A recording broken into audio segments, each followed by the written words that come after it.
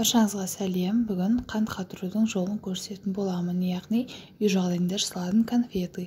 Өте дәмді, шаймен ішкенге керемет карамельді конфеттер шығады. Ең алдымен табамызға құмшекерімізді салып, орташа отта осылай кішкене қызарғанша қайнатамыз.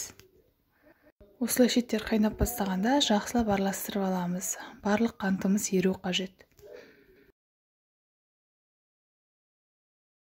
Толық ерігеннен соң үстіне сүт қосамыз. Қантыңыз қатып қалса ештеңе етпейді. Қозғасаңыз бірден еріп шыға келеді. Жақсылап біркелкі масса болғанша араластырып аламыз. Видео ұнаса, астындағы подписаться кнопкасын басып қоюды ұмытпаңыз. Тоқтаусыз араластырып отырамыз, астына жабысып қалуы мүмкін. Жақсылап араластырып аламыз. Орташа отқа қойып.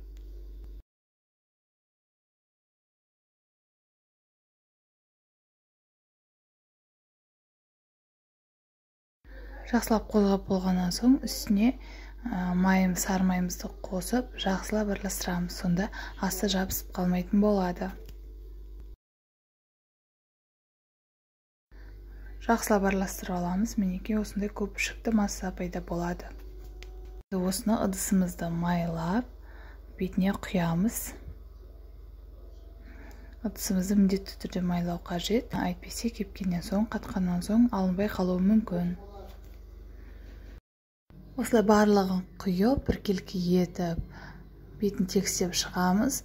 1-2 сағатқа қалдырамыз. 1-2 сағаттан өткеннен кейін бөліп алып, шаймен ішсеңіз өте дәмді, карамельді дәмі шығатын конфеттер дайын болды.